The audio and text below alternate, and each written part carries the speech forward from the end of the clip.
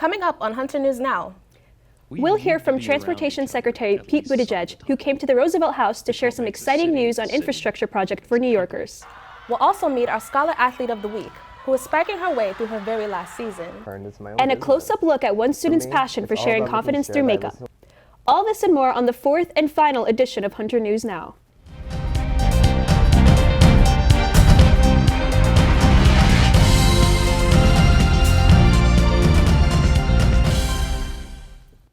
Hello, and welcome to this edition of Hunter News Now. I'm Danica Murphy. And I'm Layla Gad. Planes, trains, and automobiles were a hot topic at the Roosevelt House in early November. That's right, Layla. Hunter College hosted a top Biden administration official who calls himself the transportation guy. You've probably figured out we're talking about the Secretary of Transportation, Pete Buttigieg.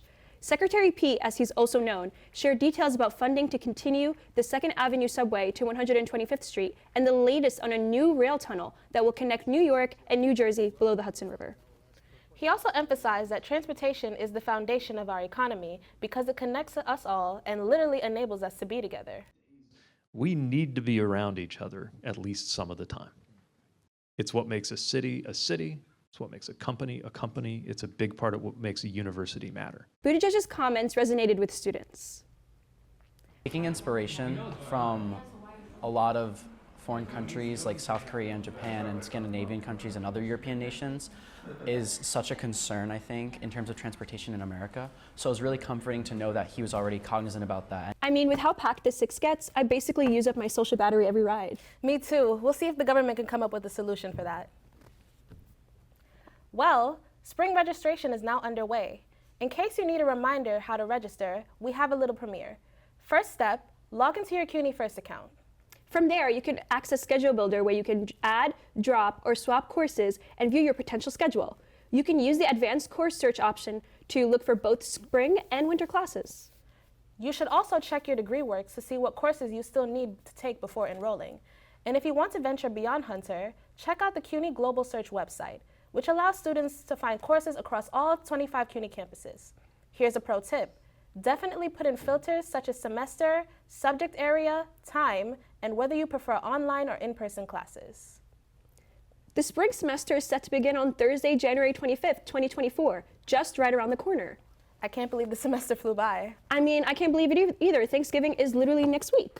Well, if you find any extra room in your schedule, the journalism program had some suggestions at its annual info session. Students learned about spring course offerings, such as college to career, investigative reporting, and urban health and environmental reporting, as they enjoyed some sweet treats. Hunter alum Seema Sadikov and internship coordinator David Pavlovsky also shared some tips for landing an internship or job and ways to make your work stand out. Journalism students say meeting with professors in a more casual setting is really helpful. This is the best way to kind of expand your horizon and to see what Hunter College has to offer, especially with the professors, because I feel like professors, they know who to go to, where to go to, and I feel like coming here and networking and seeing what's available on campus is the best way to kind of just see what you can and can't do, I guess. Well, speaking about time flying, it was this time last year that ChatGPT went public. According to a study sponsored by Turnitin, nearly half of all college students are using AI tools this semester, while universities are still figuring out whether artificial intelligence like ChatGPT should have a place in the classroom. Here's my report on the state of artificial intelligence at Hunter. Students everywhere have been exploring the power of ChatGPT, and most aren't sure how it fits into their classwork. But Hunter College's policies on AI software are clear. Using ChatGPT to write your assignments without attribution is a no-go and considered plagiarism. The software is even blocked on campus Wi-Fi. It's only a violation when you're passing off the work as your own. I'm sure there are some courses that utilize it in some way, right? There are legitimate uses and there are illegitimate uses, right? Despite the taboo that AI may carry, some professors are talking about how to use ChatGPT responsibly. Journalism professor Steve Daly explores where the line between acceptable ChatGPT uses begins and ends in his news literacy class. Ask it for improvements and it can give you examples of more detail. It can say your analysis should be deeper. It can find structural things you didn't do, like you don't seem to have a conclusion or an intro. Hunter senior Avi Mikhailov believes more professors should incorporate AI into their courses. I like heard this discussion about it before, about how it's a new calculator, and how, you know, when calculators came out, people were complaining, how are we going to teach people simple arithmetic? How are we going to test that? You know, what teachers had to do is change their way of teaching. I think ChatGPT is the same way. The workplace is doing exactly that. A recent poll by the Pew Research Center found that 16% of Americans who have heard of ChatGPT use it regularly at work. But journalism professor Coralie Carlson tells students that doesn't mean that ChatGPT will be taking their entry-level jobs. I don't think we should be afraid of any software or tools. The key is to get familiar with them and understand what they can do and what they can't do. If you're interested in interacting with AI in the classroom with your professor's blessing, you can check out courses here at Hunter in computer science, Spanish, and even media studies that can explore how AI can be used responsibly. As Layla mentioned, college students are among the earliest adopters of AI technology for both personal and academic uses. But what do they really think about ChatGPT? Layla combed the campus to talk to students about AI and its impact in this edition of Hunter Students Speak. AI definitely affects students today. Yeah, I'm very conflicted on like where I stand with AI. Yeah, I think it's but I know that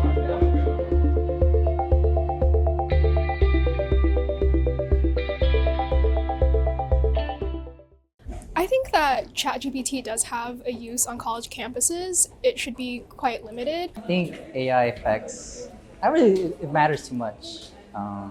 I feel like students always find a way to just find different like answers. If we abuse ChatGPT, we won't really learn anything with our brains, and that's how we develop as people, we learn. So if we're not using our brains and we're using AI technology, we won't really grow. So it's basically putting you in a box in the first place. And then on top of that, you're replicating, you're not changing the mold. You're just basically replicating what's already out. So you're really just constricting yourself that way. Whatever they produce from that usually is something that's already automatically generated. It doesn't have a voice. Although it's scary that these AI platforms can pass exams like, you know, the law exam and MCATs and things like that. You can use it to help your originality and streamline your thinking instead of letting it do all of the work for you. But I just think that the way that our generation is kind of using it as like a gateway, or as like a shortcut, is not useful at all.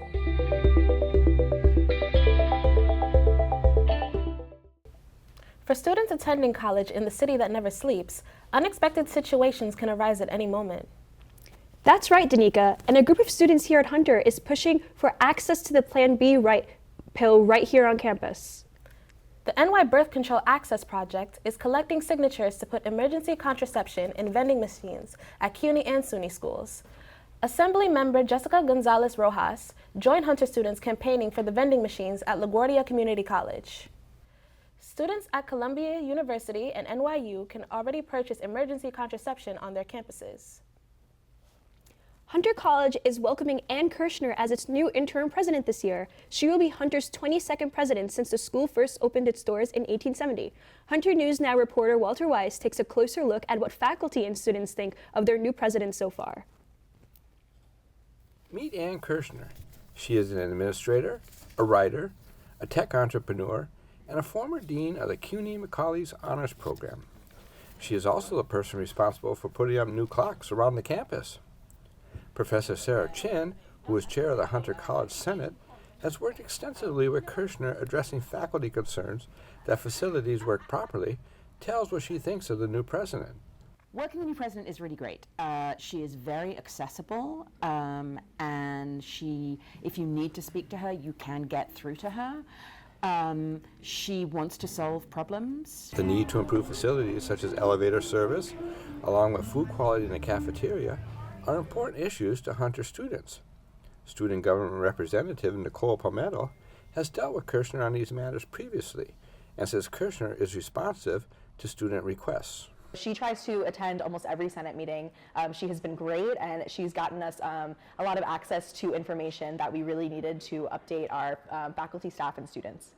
In addition to her day job, President Kirshner is also a renowned writer. She wrote this book, Sala's Gift. It's a story about her mother working in a labor camp during the Holocaust. The book has already been translated into 7 different languages, and you can check it out right here at the Hunter Library. For Hunter News Now, I'm Walter Weiss.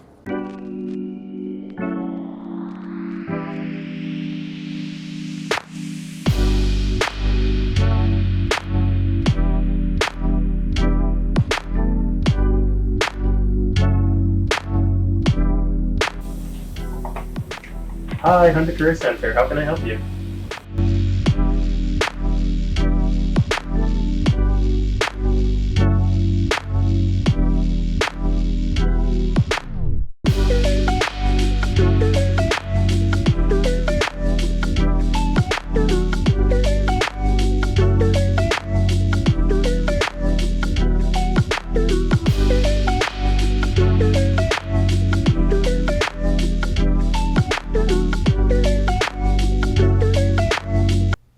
Welcome back, everyone, to our last sports report of the year.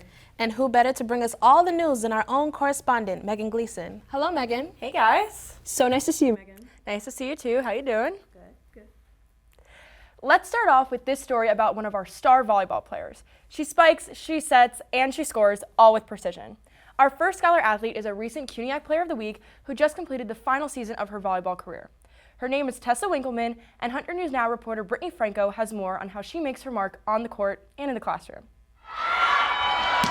My favorite part about volleyball is the adrenaline that it gives you, and definitely like the relationships that I've built with coaches and my peers and my teammates have been like lifelong.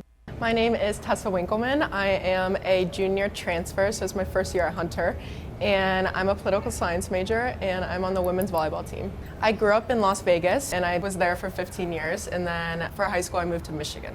I've been playing for like about 10 years. I started when I was 10 or 11. Everyone wanted me to play volleyball, and I was like, no, I want to play basketball. And then one day I just did it, like a summer camp, and I was like, wow, this is really fun. And from then on, my parents just signed me up for every volleyball related thing, and I just stuck with it. Ask anyone in my family, I always wanted to be in New York, so I just started to look at schools in the city. I played my freshman year at St. Francis College, and then they cut all their sports, unfortunately, so then I wanted to stay in the city, and I looked at Brooklyn College because I was right next to them, so I played for them, but then Hunter was just a better program. Luckily, my major doesn't require like a lot of labs or like science and anything like that, so it's a lot of just like writing essays, forming opinions and stuff, so I feel like it's definitely easier for me to balance that versus some of our like pre-med majors or bio majors. I'm able to do a lot of work on my laptop when we're doing the buses to away games and stuff like that, so that's kind of how I just keep up. I'm bringing my laptop wherever I can go so I can catch up on any essays or anything like that. The Hunter volleyball team is definitely, we're really close. Like I said, it's my third college team, and so third time's a charm. It's my favorite one that I've been on. We mesh together really well, as like the talent. We're all talented. There's not a single person that I think shouldn't be on the team or shouldn't be on the court. And I think like we all feel that way, which is really nice. We trust each other a lot. And it's nice to have everyone on the team focused towards one goal. Like we're all really focused towards winning CUNY champs. I can't really like imagine myself without volleyball. It's like my last 3 weeks of volleyball ever. It's really sad. It's definitely sentimental, but I'm really glad that I ended with this team. The regular fall season came to an end this past weekend, but rather than a sad goodbye, our favorite Lady Hawk volleyball players are all smiles. In a 2-game championship showdown, the women's volleyball team came out on top.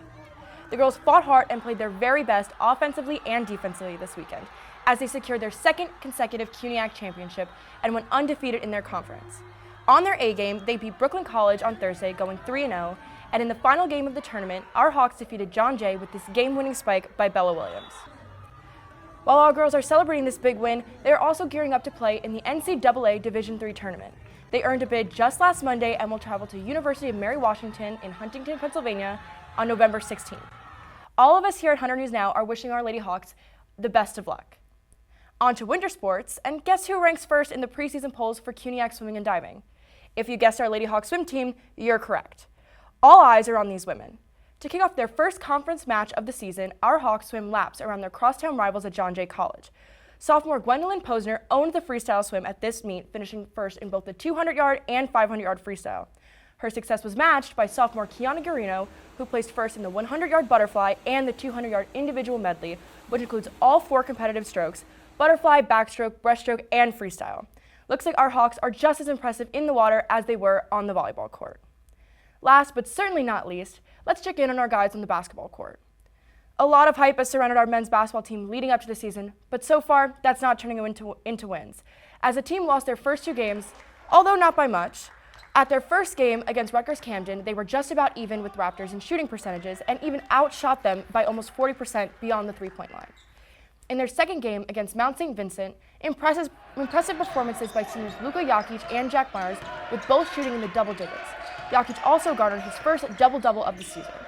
But in the end, they lost by just 1 point, with the final score being 65-64. Our Hawks are looking to grab their first win against Pratt University's Cannoneers this week, so let's wish them the best of luck. Now, let's take a look at our second Scholar Athlete of the Week. For this, we turn to our women's basketball team and a new title for superstar guard Erin Cosio. This junior nursing student from New Jersey is the team's captain this season. Although she's only 5'3", Cosio scored more than 300 points last season and won Most Improved Player in 2019 and Most Valued Player in 2020. 100 News Now reporter Nadia Herr has more on Cosio's goals both on and off the court. When I play basketball, I feel very free, I feel happy, like it's my escape from everything else I have going on because I'm very busy all the time, and I'll always make time for basketball. My name is Erin Cosio. I am a junior studying nursing and I'm on the women's basketball team. When I was younger, I have 2 older brothers, obviously, so I grew up around them playing sports all the time. And I was stuck between gymnastics and basketball, but I stuck with basketball, and I started that when I was 8. I played in middle school, high school, and then I decided to play in college. I wouldn't have done that without the support systems that have been brought to me while I was here. You know, my coach, my teammates, my family members. It takes a lot of self-discipline and motivation, but I also have that coming from outside sources. You know, everyone believes in me, so I believe in myself. And the degree that I'm studying I know is very rewarding, so that kind of motivates me to get through it and just balance everything.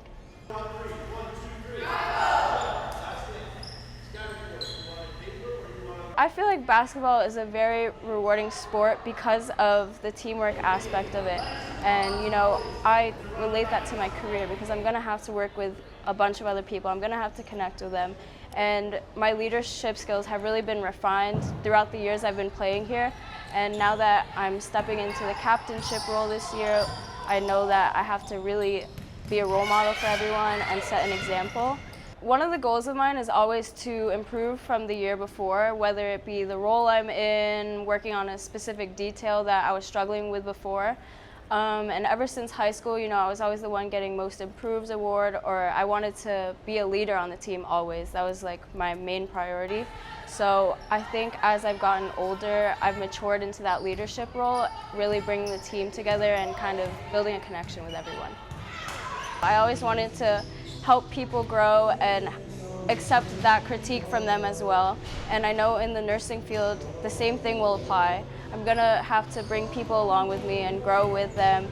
And I know the hard work that I put into basketball translates into my work ethic for nursing as well, my studies and my time management. You can catch the Lady Hawks at their next game against St. Joseph's University Brooklyn at the Hunter Sportsplex on November 18th at 1 p.m. Well, it was another great semester of sports here at Hunter, Megan. And as a 2-year veteran, we all greatly thank you for all your reports. Thanks, guys. Up next, it's awards season for our friends at CUNY TV.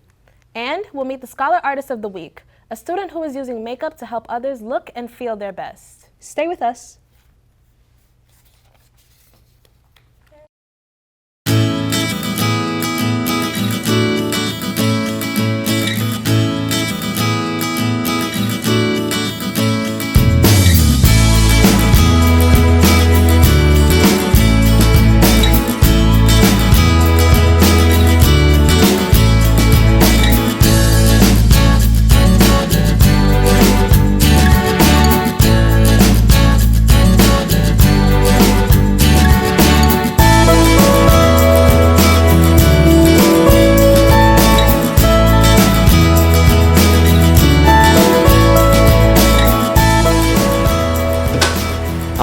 Santino, and that bottle went in there because it's plastic. If it goes in any of these other bins, it doesn't get recycled.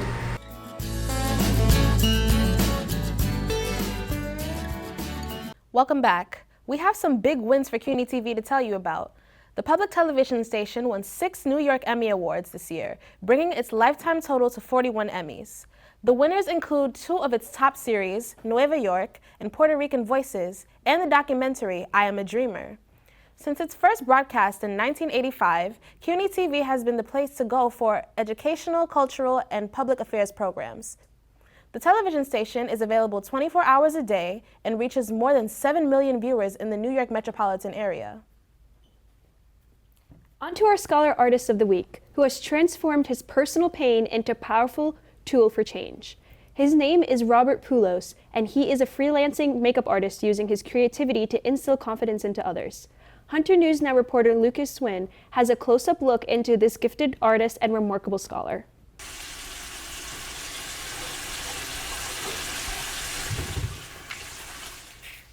Most makeup artists call themselves MUAs, but I identify as a moi. Makeup allows me to express my creativity, enhance people's natural beauty, and challenge traditional gender norms. My name is Robert Poulos. I'm a junior here at Hunter College studying biology with a sociology and psychology minor, and I also happen to be a freelance makeup artist.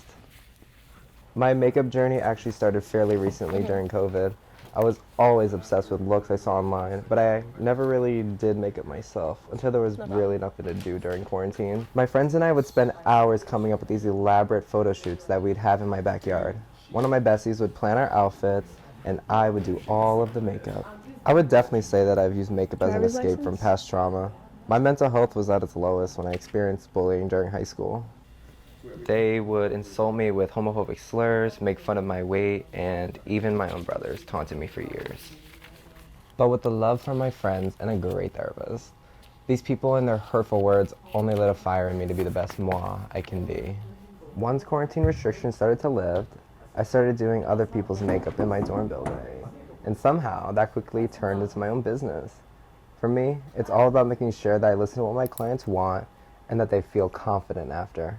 So, as a moi, I love enhancing my clients' natural features, so I always take my time while applying foundation, and I never overdo it with a concealer, just to avoid any potential heaviness. And I would say my biggest inspiration and the reason why I am the makeup artist I am today is because of Ariana Grande. Her music is everything to me, and I love everything about her makeup line. I even dressed up as her for Halloween. And when I study, I pretty much only listen to her songs. When I'm not doing a client's makeup or perfecting my own look, I usually spend about 3 to 5 hours a day studying, depending on how large my class or work schedule is. Trust me, these bio classes are not for the weak, but hopefully it'll all be worth it when I get accepted to medical school. My dream is to eventually become a dermatologist and develop my own gender-inclusive makeup line. And this is just the beginning for me.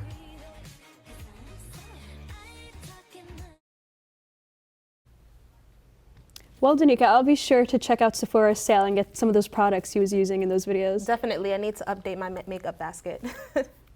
On to some pop culture news. You may remember back in September, Olivia Rodrigo released her highly anticipated album Guts, making her the talk of the music industry. Fans streamed the album more than 60 million times on its first day, and it earned 6 Grammy nominations. But what do Hunter students think of the 20-year-old superstar and her latest album? Reporter Sydney Hargrove finds out in this edition of Hunter Student Speak. Yes, I know Olivia Rodrigo. I love Olivia Rodrigo. Yeah, I know her. Like, I've seen her around. Yes, I'm currently listening to her right now. Yeah, I think it's but I know that.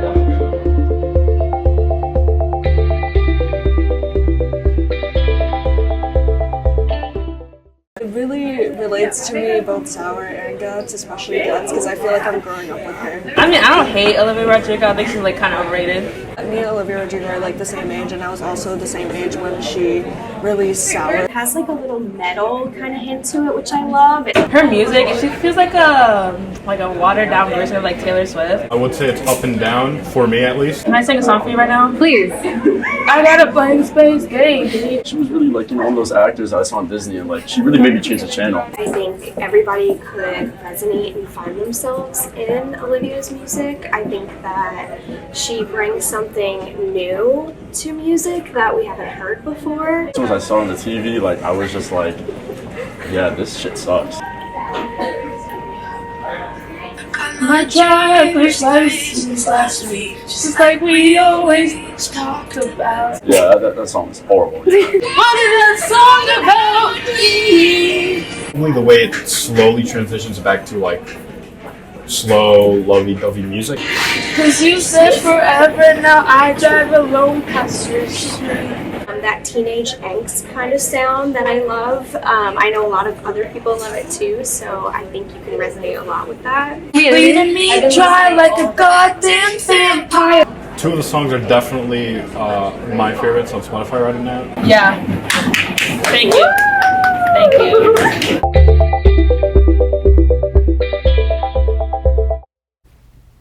Everyone here at Hunter News Now has worked so hard this semester, but we still had a lot of fun doing it. Megan Gleason takes us behind the scenes for some highlights, and let's just say, some unfiltered moments. 8, 7, 6, 5, 4, 3, 2, 1. Fade up on cam 2. Mike and Q. Coming up on Hunter News Now. Yeah, I've been wanting to take this class since my freshman year, and now that I'm a last semester senior, it's been so fulfilling. I'm thankful for everyone's guidance, Professor McCarthy's direction, and just interacting with all of the people in the class. I love the surprises that come with this class.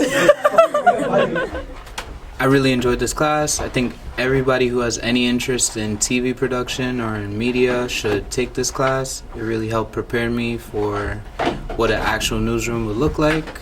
And yeah, I had a really fun time. We have a newfound appreciation for sweet cream cold brews now. Hell yes. Education is the foundation of our economy because it connects us all and literally enables us to be together. And nice seeing them just coming to an end and using their skills and making something cool. It's also pretty fun to boss people around. I think my favorite thing was that I got to watch my team in action work with Professor McCarthy's team.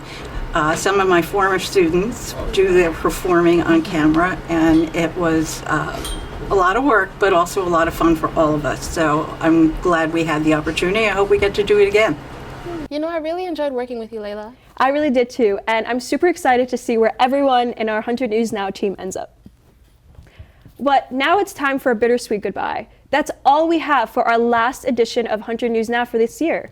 We couldn't have done it without our Professor Cecil McCarthy, our lovely Hunter News Now team, Peter Jackson, the Advanced Studio Television Production class, and most importantly, you, our viewers.